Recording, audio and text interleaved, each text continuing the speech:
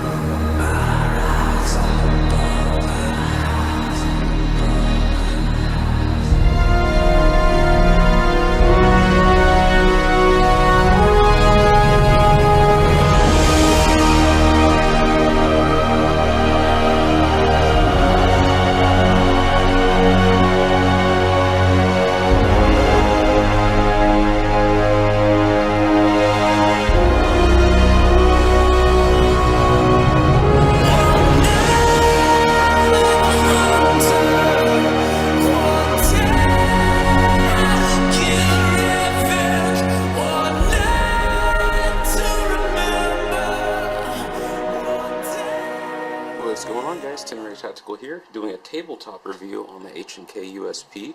So, I figured I'd go ahead and go over it a little bit more in depth. The first video I did was in my car. I was super happy to finally have it. So, needless to say, let's go ahead and do a tabletop. So, as in all of my videos, safety check. Alright, so she's safe. So, what to get into first? This is a full-size 40. I was pretty hesitant going back to the 40, as you guys may know my horror stories with the 40 shield. It just was so inaccurate for what it was, but the 40 was a bit snappy, so I had actually traded that one in. So coming back to the 40, this is the odd part. Shooting it out of this full size, it feels very smooth. Smoother than, dare I say, the M&P full size, the M&P 40. So H&K actually built this firearm around the 40 cal. There's three variants. There's the 40, the 45, and the 9mm. But it was actually built around the 40. So that, I guess that has a lot to do with it. It's got a dual spring recoil system, which I'll show. It reduces the recoil by 30%, which you do feel. I'm not going to lie, it feels like a 9mm when you're shooting it.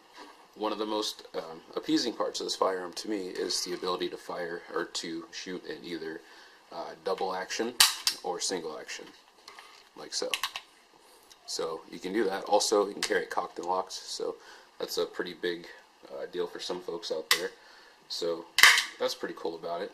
It's got an oversized slide release, which is nice. So when you're returning the weapon to battery, it's not such a hassle to do so. Now the odd thing that takes getting used to, I'm going to go ahead and zoom in for, is this guy right here.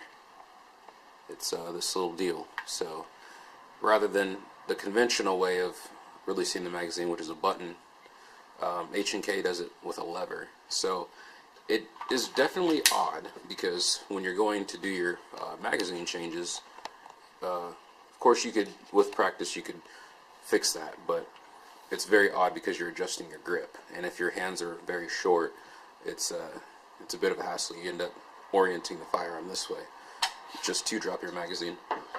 Just to put that into perspective, I've got my Glock 30 SF here, so that one's empty. As you can see, it's just a button. Makes it a little bit easier to drop your mag out, but I'm not going to compare that. This is a whole different workhorse. But for the sake of size dimensions, we can go ahead and do that. So you can see the 30 is a bit thicker because it's 45 ACP, but it's a nice gun. Shoots really smooth. I can't get over that. You barely know you're shooting a 40. It's got also these unique markings on it, which I just found out recently what they actually mean. So let me see if I can focus this for you guys. There we go. Alright, so the little deer antler means that it has fired at least 2 rounds of plus P ammunition. I think it's 2 or 3, I can't remember, but it means that it's actually been tested for plus P ammunition. This is a unique date code, so this is the 99 version. You use the alphabet and you put the corresponding number with the alphabet. So A would be 0, B would be 1, etc. So mine's actually the 99 variant. And then this has something to do with the finish, the little eagle. I don't know if I can actually focus that because it's kind of out there. I don't know if you guys can see that, but that little eagle has to do with the finish. Can't remember the exacts on it, but I know it's the finish. Also the beginning of the numbers, the serial numbers on here. 22 is 40, and I believe 23 is 45, and I think 25 is 9. I'm not completely sure, but that has to do with the variant of caliber that you've chosen, which is pretty nice. So with that said, that's one of the other features. The sights are pretty good on it. I can't really complain. So you've got your basic 3-dot sights with a little white insert. Some versions of the USP don't actually have that insert, which is interesting. So I guess this being the 99 version, maybe it's a little bit newer.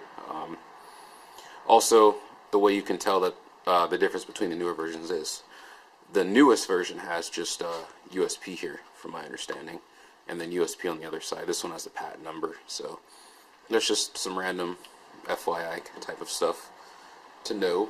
So yeah, there's that. Takedown's a little strange, as usual. So what you're doing is you're finding this notch in the slide, and you're... Sorry guys, my video cut out for a minute. So I'm back. This is a slide disassembled. So here's the little dual recoil spring I was talking about. It's got two. I'm not going to take it apart because it's kind of a bitch to put back in. It's got like a washer up here that comes apart, but it's completely separated from the guide rod, which is cool. So that's how that works. And then, of course, line up your rails, which is a little hard to do, not too hard. And then you find your slide release lever, which comes out completely.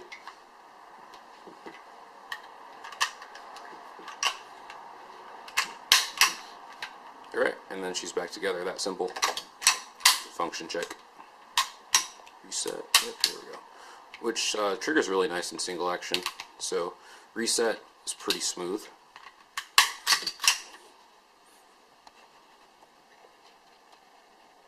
So you guys can see that. Let's reset, and then it shoots back down there. It's pretty spongy. Some people don't like the trigger, but I mean it's pretty smooth. I've been able to get a pretty decent group with it. Well, yeah, that's the basics of the tabletop.